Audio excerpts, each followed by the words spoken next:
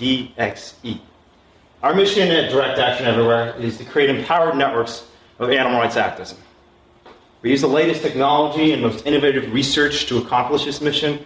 And in our flagship campaign, which we call It's Not Food, It's Violence, we have now mobilized 60 cities in 17 different countries. But before I was a lawyer, recovering law professor, and activist, I was a social scientist. I studied behavioral economics at MIT. I worked with pioneering scholars such as Harvard's Cass Sunstein in trying to unravel the mystery of human social behavior. And what I learned as a social scientist completely upended my views on social change. I'm here today to share some of those insights. The question for the day is on the slide. What if everything we think we know about social change is wrong? What if everything we've been taught as progressive activists is based on bad models and theories? What if progressive movements in the United States have fallen into a ditch? Why should we ask these questions? Well, because we know that movements across the world have had incredible success and astonishing mobilizations. Let's look at some examples. LGBTQ rights. Just a generation ago, being gay was criminalized in this country. Today, the Gay Pride Parade is one of the largest celebrations in the world. The idea of LGBTQ liberation, while still unrealized, has reached the farthest corners of this planet, including this demonstration in Moscow. The Arab Spring. One man in Tunisia, Mohamed Bouazizi, lit himself on fire to protest tyranny in his country in December of 2010. But the fire that he lit spread across the entire Middle East. It has now upended the politics of 17 different countries. It has toppled dictatorships that we once thought were completely unbreakable. And perhaps most important, it has inspired tens of thousands of people to stream out into the streets to speak out for social justice, when for nearly a century they had been trapped in a conspiracy of silence. Finally, animal rights. While most countries across the world are plugging around at 1 to 2% of the population, a handful of countries has seen astonishing progress in the span of a year or less. These countries have seen growth in the vegetarian population by 15% or more. Animal rights is in the daily news. At a single day of action that DxE helped to organize, the Earthlings Coalition March in August 2013, some of these countries had thousands of people mobilized in the streets, more than the entire United States combined. So when we see these movements having such astonishing success, and we compare them to the relative calm in the United States, I think we have to ask ourselves, what is it that these movements are doing right? And what is it that we might be doing wrong? I'm going to spend about 20 minutes talking about a model for social change. Then my co-organizer will talk about how DxE has tried to apply that model to the cause of animal rights. Then we'll show a short 5-minute video which demonstrates our model of activism in action. But to give you a preview, here is our astonishing simple formula for social change. Create, connect, inspire. First, we have to create activists. Not passive supporters, not vegan consumers, but activists. Second, we have to connect those activists in broader networks for change. Third, we have to inspire and empower those networks of activists to take collective action for social justice. In short, our mission is to create and light up an entire network of ordinary people willing to speak strongly for social justice. But before we move on, I want to tell you a personal story that helps illuminate the problem of social justice and social change.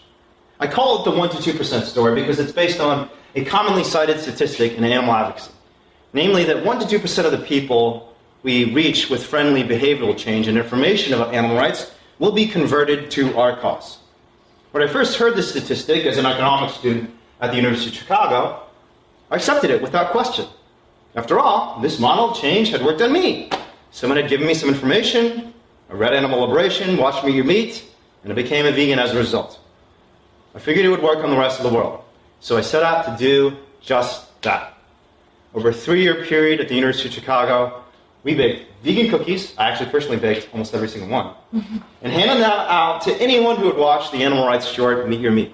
We also leafleted at least twice a week with the vegetarian and vegan leaflets. Over that 3-year period, over 15,000 people watched Meet Your Meat, over 24,000 people received a vegetarian or vegan leaflet. By the 1 to 2% story, there should have been hundreds more vegetarians on campus. But a funny thing happened. When we sent an email follow-up to all these folks we thought had converted to vegetarianism and veganism, the expected vegan testimonials simply didn't come in. Instead, we got dead silence. Even more alarmingly, over that same 3-year period, participation in the University of Chicago Vegan Society declined precipitously. All that outreach, all those leaflets, and all those cookies, and nothing seemed to be working at all. I want to suggest today that what was true for me at the University of Chicago in the early 2000s is true for progressive movements more generally. After all, just a single, relatively small animal rights organization has handed out 16 million leaflets in 20 years. Another animal rights organization has had 42 million people watch its videos in the past 5 years. Collectively, the animal rights movement has exposed hundreds of millions of people to our friendly attempts at behavioral change. And yet the movement is stuck in the same place. The Vegetarian Resource Group, for example, shows that the vegetarian population, the self-reported vegetarian population, has declined from 5% in 2011 to 4% in 2012. If our efforts were working, if the 1 to 2% story were actually true, there would be millions more vegans than there actually are. So where are all these missing vegans? To answer that question, I think we have to challenge some of our most basic assumptions about social change. I had accepted the 1 to 2% story instead of questioning it. I believed in naive statistics and false claims of certainty that I never would have accepted as a social scientist. I needed to start questioning some of my basic assumptions about social change, and we're here today to question them together. Let's look at 3 assumptions. First, that our focus on as activists is to change individuals. Second, that we should be focused on changing behavior rather than beliefs or social norms. Third, that we always have to play nice. The question I want to ask all of you today is, what if none of these matter at all? So let's look at the first one. We're often told as progressive activists that our focus should be this guy. And we need to change individuals and individual consumers especially one at a time in order to solve the broader problem of social change. We're told that progress happens slowly, one person at a time. Therefore, we have to look at individual choices, desires, and preferences to solve the collective problems that are so urgent. Progressive activism, in short, becomes a consumer marketing problem. We're doing the same exact thing that McDonald's, Burger King, and Coca-Cola are doing, just with a different message, right? Wonderful story. There's just one problem. It's wrong. And this is the man who showed us why. Duncan Watts is one of a new breed of mathematical sociologists. He started out as a physicist studying what physicists call small world problems, and his research has now been extended over the past 15 years into social networks as well. His work, which has been published in Science, Nature, and other top scientific journals, has been used to illustrate and illuminate everything from the neural network of the brain to the engineering of a power grid. And what Duncan and other network scientists have found over and over again is that in certain complex systems, individual components often don't matter at all. What matters is the structure of the network and the interaction between many components in driving systemic change. So what do we mean by this? Well, if we're trying to understand social change, we can look at least 3 different perspectives. First is we can look at individual brain cells, neurons. The brain, after all, comprises human choices, right? And neurons comprise the brain. So why don't we look at individual neurons and trying to solve the problem of social change? Now, any neuroscientist will tell you this is absolutely crazy. Why?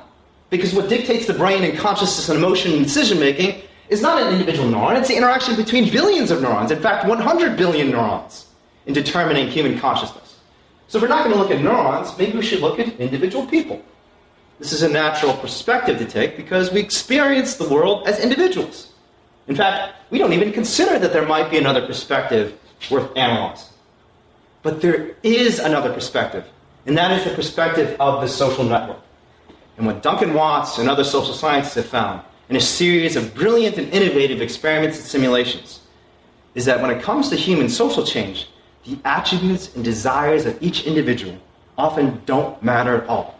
What matters instead is the structure of the entire network and the elements of that structure, the interaction between billions of people in determining the course of social change. So one of Duncan Watts' most fascinating experiments involved this guy, Justin Bieber. He asked the question, why the hell do we listen to Justin Bieber anyways? Is it the quality of the music? Hopefully we can discredit this hypothesis. No one's going to vote for this answer. Thank you. No votes for Justin Bieber. Okay, good. Is it the quality of the marketing? Maybe the publishing companies are just really good at sticking tendrils into our brain and forcing us to listen to music that's actually really crap. Or maybe it's something else. Now, before you tell me this is a frivolous experiment in question, let me just remind you that music is, in fact, a huge and massively important part of human culture. We spend billions of dollars on music every year, huge amounts of time, and it provides immense meaning to human life. So, in fact, music is an important lens through which we can understand human cultural evolution. But Duncan Watts set out to explain this problem not with anecdotes or case studies, but by running a real-world experiment. Duncan Watts recruited tens of thousands to this real-world musical experiment. In this experiment, each of the users was given a song. They were asked to rate that song. And if they liked it, they would have an opportunity to download it. The song would then be passed off to another user. At the end of the experiment, the researchers would tabulate which of the songs were most popular. But there was an important wrinkle in this experiment, because the world was split into two different groups, social and non-social. And in the social world, and only in the social world, in addition to being given a song, users were also given social information about how prior users had rated the song and downloaded it. So what happened in this experiment? Well, in the non-social world, growth across song downloads was more or less the same. People seemed to like all the music about the same. But in the social world, something dramatically different happened. If a song received the initial cluster of high reviews and downloads, other users would suddenly rush to download it themselves. Before you knew it, you'd have a big hit. Even more interestingly, the attributes of the song and the initial reviewers of the song didn't seem to matter at all. Almost all of the songs could become a hit at one point. What mattered instead was where the song landed in the structure of the network. If it happened to land in a place in the network where the song would receive an initial cluster of high reviews, that initial cluster would form a snowball. And that snowball would suddenly turn into an avalanche. Watts' research has now been extended by many other social scientists to many other domains, including experiments involving Twitter, Facebook, and email. And what these social scientists have found over and over again is that in human social systems, change is simply different. And it's different in two vitally important ways. First, in the social world, change is fast, not slow. When an idea catches on, social influence will spread it across the entire system like wildfire. Second, in the social world, change is driven by networks, not individuals. If highly motivated people connect up with other highly motivated people, even once marginal ideas can suddenly become transcendent. Consider some personal examples. Social media. Those of us on Facebook have probably had the experience of having 40 or 50 of our friends share the same video. And it doesn't matter how stupid and ridiculous the video is, you're probably going to watch it too. Am I right? Think of a more serious example, like religion. If you're born in India, there's a good chance you'll become Hindu. If you're born in the United States, there's a good chance you'll become Christian. That has nothing to do with the intrinsic attributes of Indians or Americans, or the intrinsic attributes of Christianity or Hinduism. It has to do with the cultural networks those people happen to be born into. Duncan Watts and other network scientists use the metaphor of a forest fire in helping us understand social change. If you're trying to explain what causes forest fires, you wouldn't look to the qualities of that first spark that caused the fire. You wouldn't say, it must have been that spark was just different from all the other sparks in the forest. Similarly, you would not say, it was the first tree. That tree was just a special tree that was different than all the rest. No. Any ecologist will tell you what causes forest fires is the structure of the ecosystem. And in particular, whether they're dense clusters of highly flammable underbrush, kindling, connected up with other dense clusters of highly flammable underbrush. If the kindling is flammable enough and connected enough, any spark in any tree can cause a raging blaze. So what's the upshot? Well, conventional wisdom in progressive politics is that we should focus on changing individuals, and especially individual consumer behaviors. But in fact, the best network science shows us that we have to create activists, not consumers. We have to extend our influence beyond the individual in front of us to broader networks of change. Second, it says that we have to connect, not disperse. It is only by connecting into networks of actors that people can stay empowered over the long term. Third and finally, we have to inspire and not just educate. We have to motivate people to extend their influence beyond their personal behaviors to the community around them. The civil rights movement in the United States was one example of a forest fire. Change happened quickly. The first sit-in occurred in 1960. 70,000 people were doing the same by 1964. And change happened because dense networks of activists, coalitions like SNCC, connected up with other dense networks of activism to light a social fire that ultimately set the entire nation ablaze. So let's move on to the second assumption. We're often told that we have to change how people in corporations behave, not how they think. Behavior, after all, is what causes harm to human beings, the environment, and animals, right? So is it a behavior that we need to change? But again, there's just one problem with this theory. It's wrong. In fact, a revolution has swept across social science over the past 30 years. It's called the cognitive revolution, and across many different disciplines, economics, sociology, political science, and psychology, scholars now believe that in human beings, beliefs drive behavior. Let's look at one concrete example. Antebellum slavery, pre-Civil War slavery. You might ask the question, was pre-Civil War slavery brought down by mass behavioral change, shifting economics that drove slaveholders to change their individual decisions? Well, this is in fact the conventional wisdom among historians until the 1970s. Historians believed that slaveholders were giving up their slaves one by one because slavery was becoming less and less profitable. There was a shift in the economy towards more high-skilled manufacturing labor. They believed that slaves simply would not work as hard. After all, they were slaves. They had no incentive or motivation to work hard or learn new skills. It's a wonderful story. The problem is that data simply doesn't bear it out. And in fact, one of the most distinguished economists of the past 100 years, Nobel laureate Robert Fogel, went back to the data, looked through reams of historical documents and evidence, and when he found that slavery, in fact, was 72% more productive than free labor, that it was twice as profitable as comparable investments, and that it was key to the economic development of not just the South, but the Midwest and North as well, right up into the 1850s and 1860s when it was abolished. Wait, but if it wasn't changing behavior in economics that drove antebellum slavery to its grave, what was it? Again, Fogel looked to the data, and here's his answer, and I quote, "There is such a thing as morality, and morality is greater or higher than economics." Fogel went through reams of historical documents and found that instead of declining productivity and profitability, slavery was ending because of a massively growing political movement. It was called the anti-slavery movement, and in a mere 6 years, from 1832 to 1838, the Anti-Slavery Society grew from a mere 4 chapters to 1,348. That is over 40,000% growth. And you can get a sense of the tone and tenor of this movement by reading the inaugural editorial of The Liberator, the pioneering anti-slavery journal by William Lloyd Garrison. And I quote here, "I'm aware that many object to the severity of my language, but is there not cause for severity? I will be as harsh as truth and as uncompromising as justice. I am in earnest. I will not equivocate. I will not excuse. I will not retreat a single inch. And I will be heard." This is a reproduction of the original document. I just want to point out the "I will be heard" is in all caps. I think it's hilarious that William Lloyd Garrison was an early Facebook loudmouth, but a very effective one. So he was a Facebook loudmouth, but he was effective at it. Robert Fogel's research has now been extended far beyond the domain of anti-slavery to general principles of social change.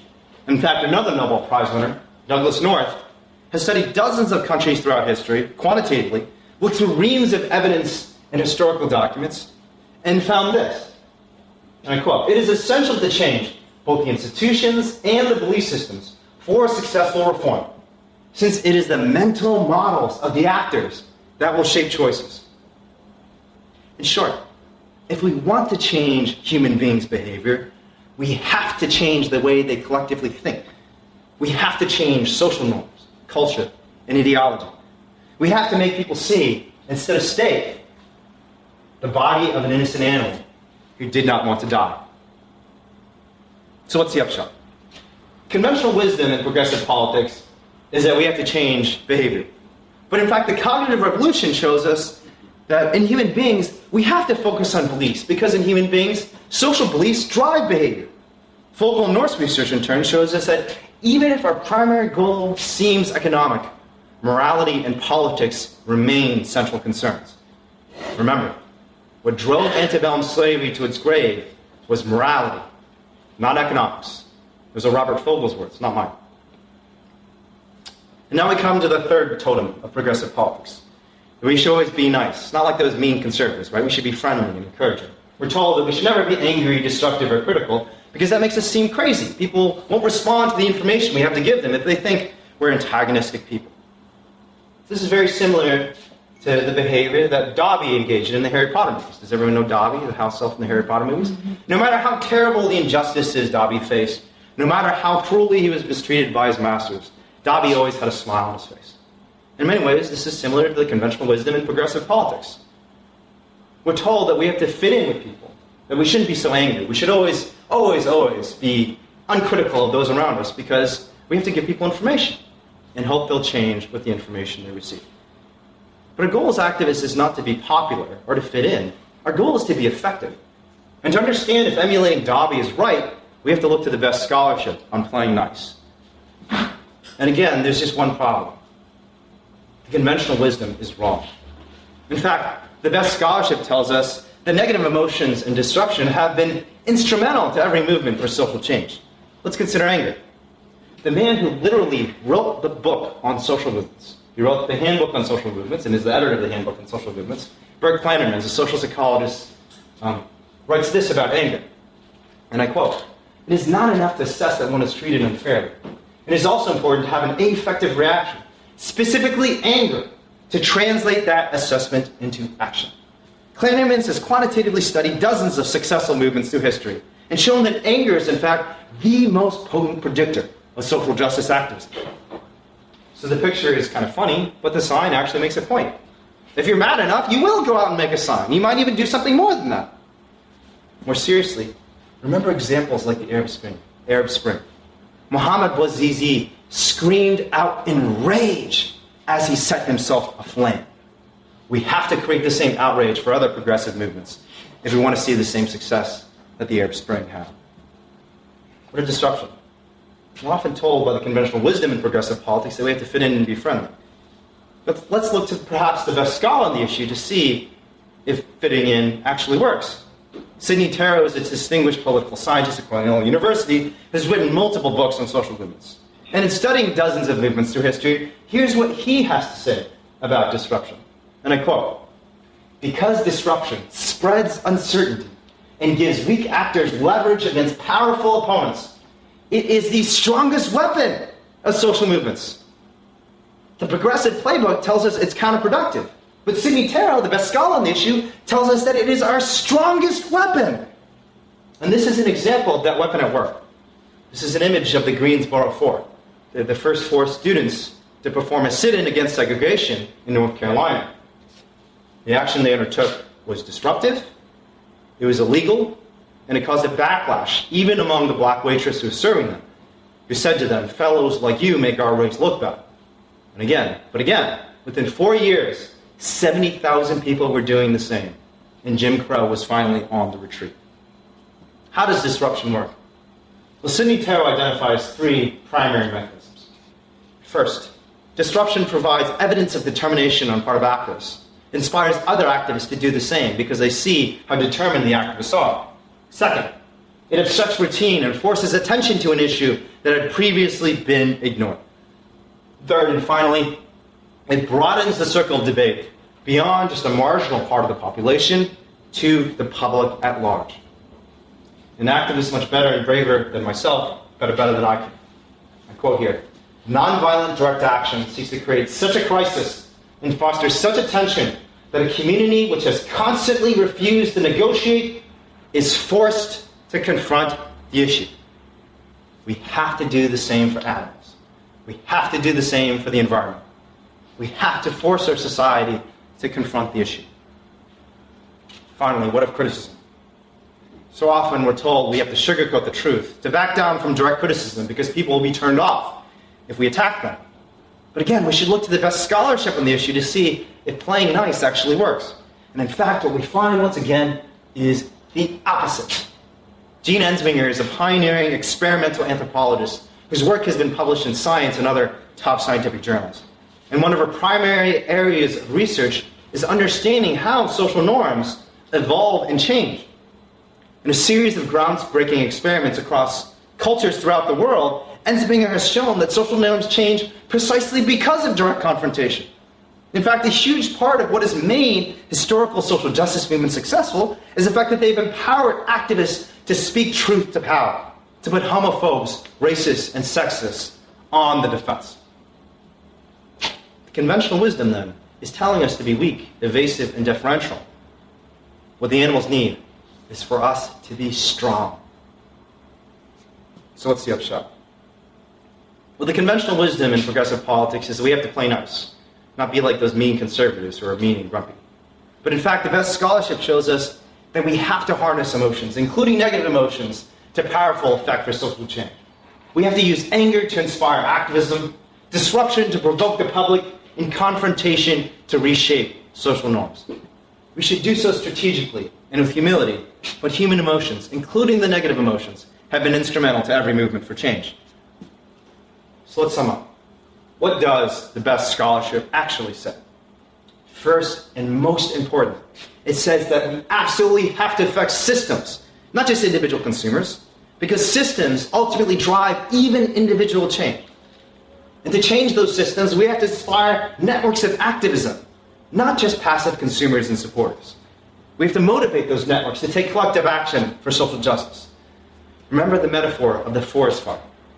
If the kindling is not flammable enough or connected enough, every individual spark and flame will just burn out and disappear. Second, social science shows us that we have to affect ideas, and especially social normative ideas and collective ideas, and not just behaviors. The cognitive revolution shows us that in human beings, beliefs drive behavior. Fogel and North's research in turn shows us that even if our goal seems economic, morality and politics remain central concerns. Remember, antebellum slavery was brought down by morality, not economics. Robert Fogel's words. Third and finally, emotions. We simply have to harness the powerful, effective emotions, including the negative emotions, to effect real and permanent social change. We have to use anger to inspire activists, disruption to provoke the public, and confrontation to reshape social norms. Remember, the Arab Spring was lit by a flame of outrage. Not just friendly behavioral intervention, but outrage. We have to create the same outrage for animal rights and other progressive causes if we want to have the same positive effects. So I've talked a little bit about a model for social change. My co-organizer will now talk about how DxE has tried to apply that model to the cause of animal rights. All right, hi everyone. I'm Brian. I'm an organizer at DxE East Bay in California, where both Wayne and I are from. And I'm going to be talking about how DxE puts all of these ideas from social science into practice. So the structure of my component of the presentation is going to be fairly straightforward. Each one of the ideas that Wayne brought up has a practical analog on how we implement it. So for systems versus individuals, we connect communities with strong bonds and grow a community of activists, not consumers, and work for systemic change, not individual change. For beliefs versus behavior, we target large companies that are using people's ethical intuitions about animals to sell their products. We also tell the animal story to upend people's mental model of meat and try to get them to reconsider meat as violence and not food. Finally, on taking a strong and confident versus a Dobby approach, we use nonviolent direct action to go into places where violence against animals is normalized. So we go inside of grocery stores, we go inside of restaurants, and we protest inside. This bold message inspires activists and shakes people's assumptions, contrary to the common position in the animal rights movement that this antagonizes people and makes them not consider animal rights. Instead, it disrupts people's mental models and forces them to reconsider. Finally, we create controversy to interest press and the public at large so that animal liberation can reach the entire world. So first, I'm going to be talking about robust networks. My points are that DxE focuses on creating activists because of the spillover effect. The idea that one activist may be able to inspire another activist, who in turn can inspire another activist, and create cascades of activism until, as Wayne said, the world is consumed with a wildfire of activism. And we can use these cascades to our advantage, because in doing that, we reach the same amount of people. We do the same amount of activism with less outreach. Think about, for example, consumer veganism. All of those leaflets, all of those cookies, just to get one person to go vegan, right? Rather than one person to go vegan and then get other people and more people to go vegan. Moreover, we connect with other activists to create strong bonds and overcome dispersal so that our action can translate to change in the system rather than just change in the individual. So, for example, if you're just one dude standing on the corner with a sign, you might reach one or two people, but you're not going to be able to change collective systems of thought that cause people to behave in the ways that they do. So by having a large global network, we can do that. So I first want to tell a story, and that's actually my story. Oops, sorry. So I'm actually probably the last person in this room who you'd think would become an animal rights activist.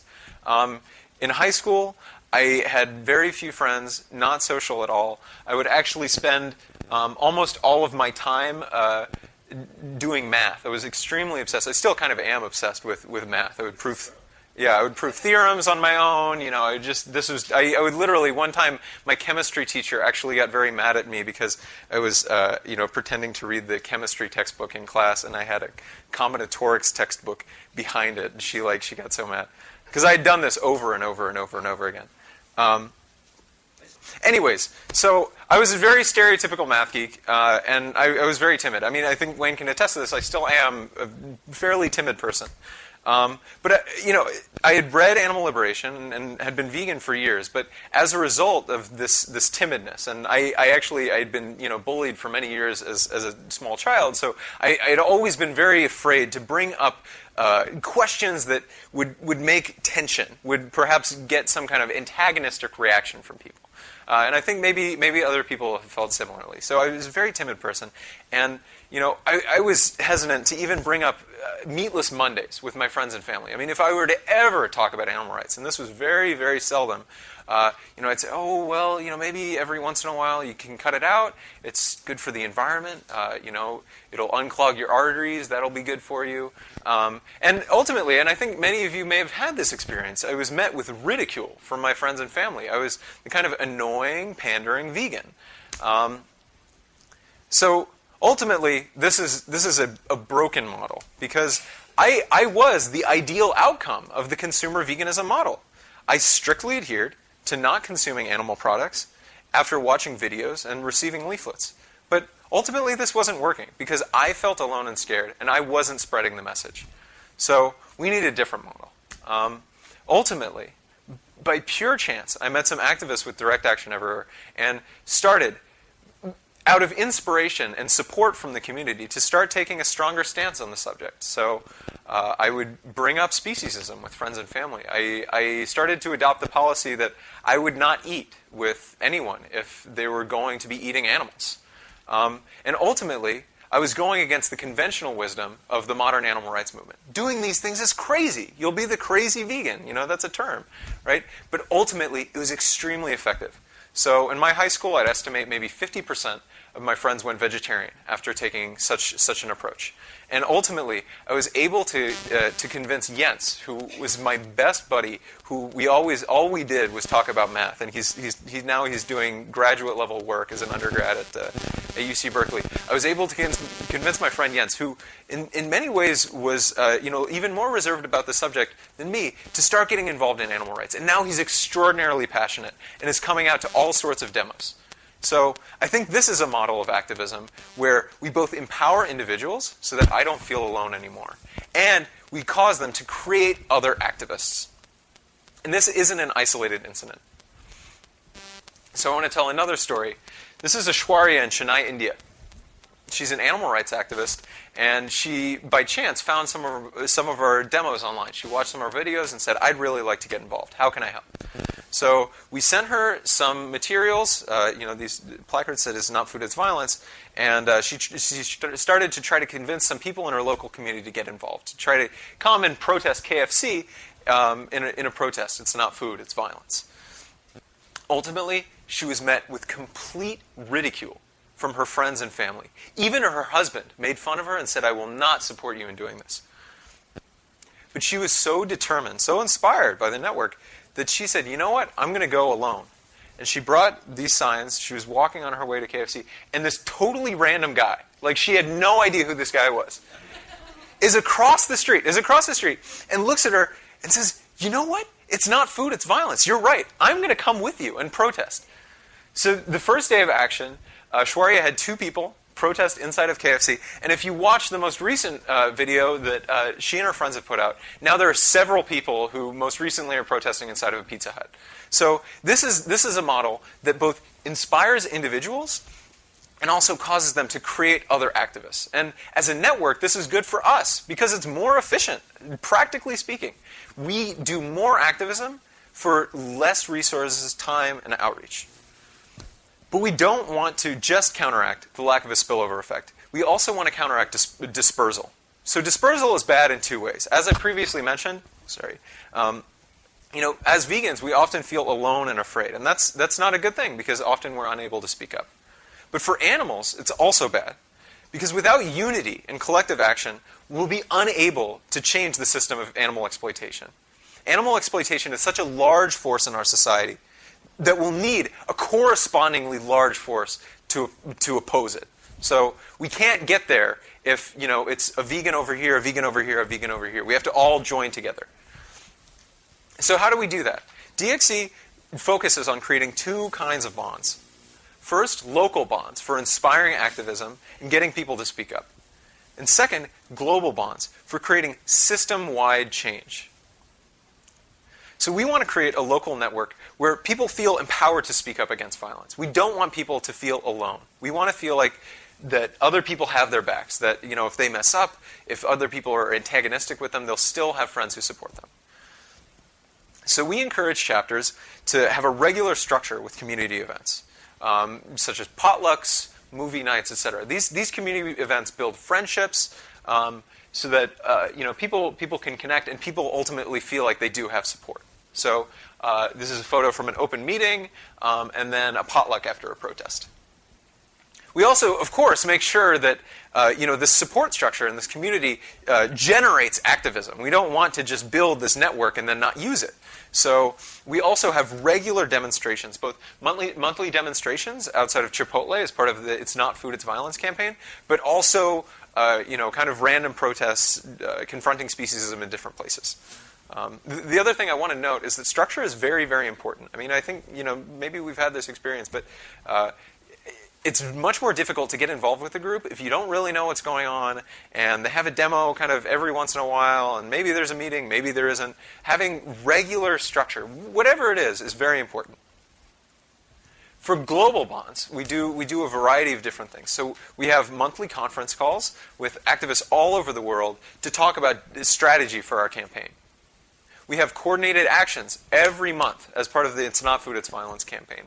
And as another example, we have an annual forum where we can all gather, activists all around the globe can gather in one place to do activism and also just to have fun. So this is a photo from the forum. We were playing kind of a stupid game where we would make letters with our bodies, and they won. But we also did important things afterwards. So we felt so inspired that we ended up going into the middle of San Francisco and blocking traffic for literally miles and miles. So obviously this support structure always translates into action. That's really important. This sense of unity, combined with a bold message, has empowered activists in 50 cities in 16 different countries all over the world to join together in the campaign, It's Not Food, It's Violence. So just highlighting some examples, please. Actually, if you could just stand up and identify yourself, people with DxE Chicago, Phoenix, Russia, Canada, Brazil, Australia, and Bolivia, and Portugal. all have participated in this campaign. We're all working together. So these are the kind of global bonds that I'm talking about. So to recap, in activists versus consumers, we ask people to join a campaign and not to go vegan. This allows us to get the spillover effect of activists inspiring other activists. This makes us more efficient because we can do more activism with less outreach. And this mass spillover effect is precisely what we need to create what Wayne was talking about, this wildfire of activism around the globe. For individuals versus systems, we promote a regular structure on a local and global level for community events like potlucks and protests to empower activists, and global community events like strategy discussions and a campaign to strengthen the network and to have large-scale effects on culture. So now I want to describe a little bit more about our campaign and how we're using ideas from Robert Fogel and other social scientists about beliefs and how they influence behavior, and how we're implementing these ideas in our campaign. It's not food, it's violence, which ultimately is a campaign about changing normative ideas, changing the way that people see food, see meat, away from a resource, a slab of protein, to, as Wayne said, the dismembered body of an individual who wanted to live. The points I'm going to make is that, one, humane meat is actually economically negligible. It's very small, but has a massive positive effect on the animal killing industry, since it manipulates people's sentiments and provides a comfortable framework for people who simultaneously want to care about them, but also would benefit from killing them. DxE disrupts the story by doing two things. One, disrupting Chipotle's model by driving it to its bizarre conclusions. If you believe that animals should be treated well, then you shouldn't kill them at all. Second, by giving a different mental model, by bringing the model of the animals being murdered inside of the stores and trying to get people to understand the steak from the steak's perspective, from the perspective of the individual who was murdered to produce that slab of flesh. This forces humane meat off the table and animal liberation front and center. So the main target of the campaign, it's not food, it's violence, is the idea of animal welfare and humane slaughter. But first we should ask, why even bother with a campaign like this? Jonathan Safran Foer, if you may know him, he's the best-selling author of Everything is Illuminated. He wrote Eating Animals. He had a team of researchers work on this issue, and they found that only 1% of all animal products would be considered by conventional standards humane. So why focus on the 1%? Think back to antebellum slavery. Ideas matter. Beliefs are more important than economics. And the idea perpetuated by animal ag of humanely killing animals is buying our movement. So many of you may know that big groups in animal rights defend large companies for their supposed animal welfare practices. Just a few months ago, an executive at one of the largest animal rights nonprofits said, quote unquote, that he wanted to hug the CEO of a company that kills over 100 million animals every year. But the perniciousness of this idea of humane slaughter extends beyond our own animal rights bubble. So this is a graph from Google Ngram. Google has an amazing service where you can actually track the prevalence of words in the entire English corpus back to like 1500. So you can actually look at the prevalence of the phrases animal rights and animal welfare. You can start, hundreds of years ago, but I think it's most relevant to start in 1970. And you check the prevalence of these words, and you see that animal welfare is growing steadily, while most recently animal rights has been on a decline. So the public is also being influenced by the idea of animal welfare, and it's becoming the conventional model with which people think about this issue. So if you've ever talked to people about veganism, if you've ever talked to people about animal rights, often they'll say, oh yeah, I really agree with you, animals should be treated well, but we can kill them humanely, or we can treat them humanely, right? I think some of you may have had this experience. Right? So this is the conventional model people are thinking with, and we have to disrupt that model. So how can we do that in a way that makes it concrete with people? Because talking about these abstract ideas doesn't necessarily ring true for, I don't think, anyone, not me in particular. So while the name of the campaign is It's Not Food, It's Violence, that means that we can target any company that serves animals as food. As you see, many other countries that don't have Chipotle, they protest Burger King or KFC, Pizza Hut, McDonald's. In the U.S., our specific target is Chipotle for its marketing practices. So as you can see here, this is Steve Ells in an interview where he says, quote unquote, "Our promise is to run our business, quote unquote, in a way that does not exploit animals," while he personally is making $50 million a year off of killing over 100 million animals. Chipotle has broken its promise. In fact, despite their marketing, they're no different, if not worse, than other fast food giants. So if you've seen any of the famous advertisements, Chipotle says that their animals live live happy lives on open pastures. But the truth is that they source from a wide variety of factory farms. The Cattle Network, which is a large, big ag industry publication, called out Chipotle on their lies, saying that, for example, they source from Harris Ranch. This is one of the biggest confined animal feeding operations in the state where Wayne and I live. If you ever drive by it, you can smell it from miles away, and you can only imagine what that's like for the lungs of the animals who have to live there. Aside from other terrible welfare concerns, you can see the kind of facility that they have to live in behind barbed wire. So Chipotle is trying desperately to cover up this lie, and its profits depend on it. So I've done a lot of research for the campaign, and if you look into their tax forms, they're obliged to say why, certain ways in which they make their money, because they're obliged to explain the process by which they're making money to their investors. And they say that they are dependent on a form of values integration. That is, their products are not just valuable because of the food that's inside them, but by the ideas that they sell. So when you buy a burrito at Chipotle, you don't just buy a steak or whatever. You feel good in some way. You feel as though you're supporting some kind of food revolution or something. All of these words that they use. So their business is very dependent on them spreading this lie of humane animal agriculture. As a specific example of this, what they did is, I think this was a few years ago, they relabeled their carnitas to be naturally raised, which means absolutely nothing in terms of animal welfare. After that, carnitas sales skyrocketed over 100%, and they were able to raise their prices. So they're lying to the public, and they're making money off of it. And they also publish all of these materials saying, we tell the animal story. They show these images of baby pigs on farms, or in some bizarre way they say, we treat them like animals. And despite this attempt, the company's dishonesty always shines through. So at two separate Cultivate festivals that we've disrupted, both of their public representatives have mocked animal welfare in response. At one of them, Nate Appleman, the chief chef at Chipotle, said after our protest, "We're mixing the chicken and the pork. I love all animals the same, so I'm going to eat them both."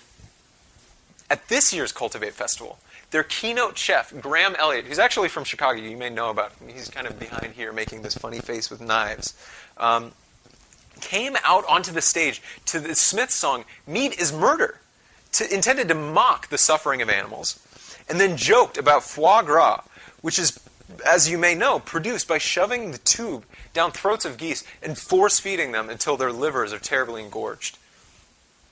So I think that these two examples should make it clear that when public representatives of Chipotle are mocking animal welfare, their care for animals does not extend far beyond their bloated pockets. So how do we respond to this?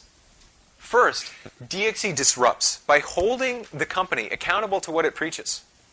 We take the language, images, and other marketing tools that Chipotle uses and driving them to their logical conclusion.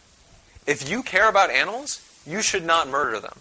So here you may see they have these Cultivate festivals where they put in lots of money to convince the public that they're cultivating a better world.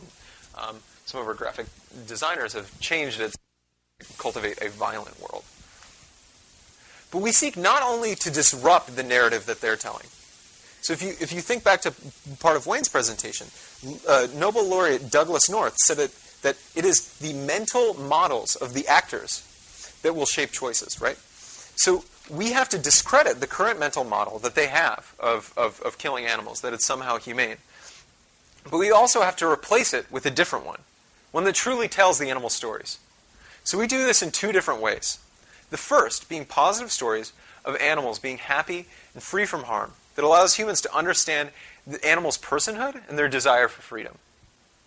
So, for example, we have a variety of videos that come out where we have voiceovers of animals at sanctuaries telling their stories of escaping from abusive situations. So this is Panda Bob, and we have a video about him called Someone Not Something. It's a very good video if you want to check it out. It's like a minute long. We have postcards at protests that have animal stories on them.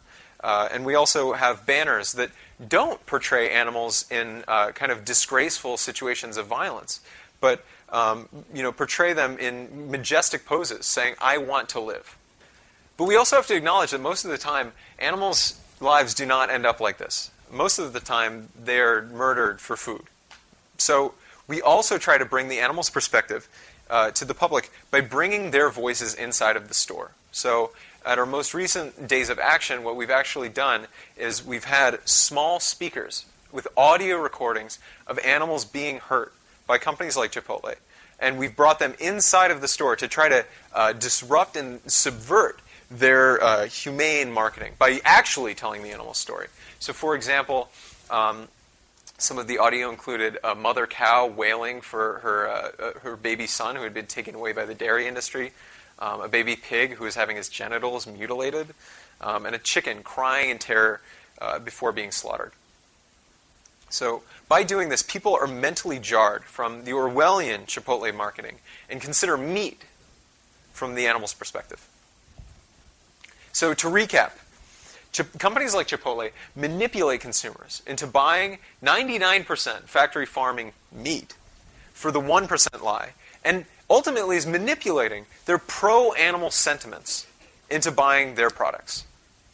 So we need to provide a different mental model. First, by busting the humane myth through disruptions and different kinds of materials, and provide an alternate model that gets people inside of the heads of the animals who are hurt for food. So this happens in both positive and negative ways. I want to finish off the talk by talking about our more general model, which is nonviolent direct action, in the context of Wayne's portion, which talked about playing Dobby. So I'm going to illustrate its efficacy through a few short examples. But first we have to define nonviolent direct action. And this is a term that is hotly debated in academia, and it's been debated for a long time within various social justice movements. I mean, obviously this is not prescriptive, but I think a good definition would be that direct action is confronting systems of oppression rather than accommodating them. So, for example, working with people who kill animals to make the killing process more efficient or to kill less animals, it would not be direct action because it is accommodating that violence and working with that system of oppression rather than working outside of it to confront it. So, taking this approach does not have to be mean or negative or angry, but it has to be done honestly and with confidence. So earlier in the presentation, Wayne identified 3 mechanisms for the efficacy of nonviolent direct action, and I want to go through each one of them. So the first mechanism of efficacy of direct action is evidence of determination. So by seeing others be so determined and so inspired that you are inspired to take similar bold action. So this was illustrated, for example, in the story with Ashwarya. This man saw this woman so determined that he was able to disrupt his daily routine and go and protest inside of a KFC. I personally have felt this. This is a photo from actually the first protest I ever went to. This was before we had a campaign against Chipotle. We didn't have It's Not Food, It's Violence wasn't actually a thing.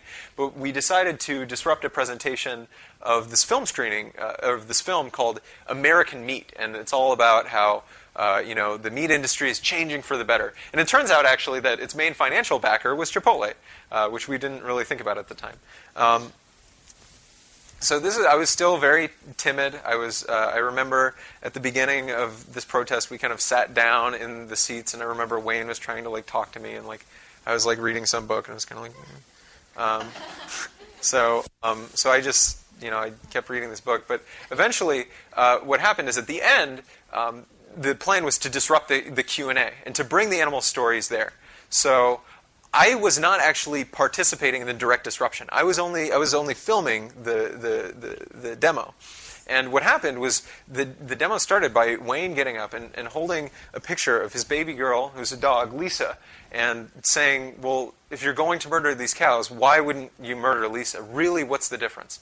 And we had all different kinds of activists pop up from the crowd and come down onto the stage with different photos and stories of animals that they cared about at home.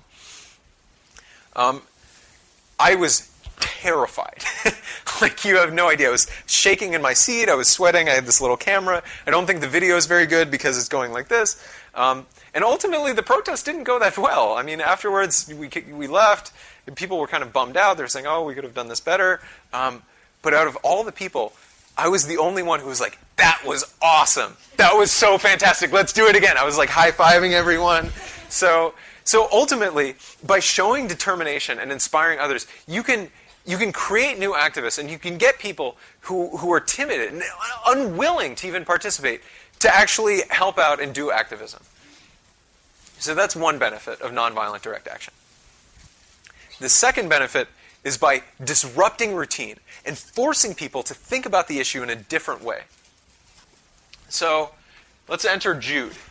Jude is probably one of the last people you'd think would be an animal rights activist. He actually is an ex-farmer. He used to kill animals. He also is a Chipotle customer. And in fact, he was a Chipotle customer during one of our demonstrations. So by conventional animal rights wisdom, we are disrupting his routine. We're probably making him angry. He's going to hate us. Right? Oh, and by the way, Wayne actually did accidentally elbow him in the face during the protest, just to mention. So, confronting someone during their meal, elbowing them in the face, challenging their lifestyle that they've had for their entire life, all things that might make you think, oh, like this is not someone who would become an activist. False. He is in the line at Chipotle waiting to get a steak burrito. By his own accounts, this is his own story. And one by one, activists pop up in the store with photos of animals that they care about, saying, these animals are someone's, not something. People are yelling at us. People are literally lifting Wayne, trying to throw him out of the store.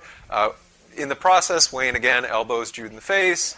And what Jude decides to do is he gets to the front of the counter. He decides instead to order a veggie burrito. He then looked us up later and has now, as you can see in this photo, gotten heavily involved. So contrary to mainstream animal rights wisdom, disrupting people's routines forces people out of the kind of rut that they live in. I mean, we all live in these kind of routines, these ruts that we always think about things in the same way, and forces people to step outside of that and think about it from a different perspective, and hopefully from the animal's perspective. And this is exactly what's happened with Jude. Finally, the last point that Wayne made about the efficacy of nonviolent direct action is by creating controversy, it draws attention from outside the animal rights bubble. So we carefully draft press releases and we choreograph demonstrations to try to invite the public to say, oh, really, what's going on here? So we've gotten local and national mainstream media coverage. This is obviously not all of the media coverage we've gotten. We've gotten a lot more, but these are two examples. So just a few months ago, there was an article on the very front page of Salon.com, which is a very big online kind of content-sharing site, with a very strong message. Don't buy the Chipotle hype. There's no such thing as humane slaughter. This was shared, I think, over 1,000 times on Facebook. It was viewed tens of thousands of times. And it was on the front page for like a day. We've also gotten more local coverage in a variety of different cities who are participating in this campaign. So, for example, Wayne was able to write an op-ed in the Oakland Tribune, which was published very prominently on their front page. And this is very rare because most companies have been seduced by Chipotle's deceptive marketing and have been very supportive of, or sorry, not companies, newspapers. Well, I guess maybe there's a duality there. Anyways, sorry. So having the Oakland Tribune endorse a protest against Chipotle is a very big thing. To recap, nonviolent direct action is confronting rather than accommodating violence. We use a bold message and emotional spillover to inspire new activists. Disrupting the routine forces people to consider things from a different way. And finally, the provocative demonstrations invite people to ask what's going on. So to sum up the entire part of my component of the presentation, we have networks and systems. So we want to create activists, not necessarily to create vegans. Activists inspire other activists, who in turn inspire other activists, and ultimately can create a wildfire of activism across the country. For beliefs and behavior, we have to understand that most people in the United States care about animals. We are a nation of animal lovers. But we have to make sure that those sentiments are channeled in the right way, because big companies are taking those sentiments and channeling them into corporate profits. We have to disrupt that channel and channel them away towards animal liberation. We can do this by telling animal stories, so that people view animals as not just resources, but as individuals who want to live just like us. Finally, we use nonviolent direct action by going inside stores where violence has become normal against animals. Grocery stores, restaurants, outside of lab facilities where they experiment upon animals, all of these places. So this controversy inspires activists and disrupts people's mental routines so that they are forced to think about the issue in a different way. And finally, with coordinated press, this brings animal liberation to the public at large. So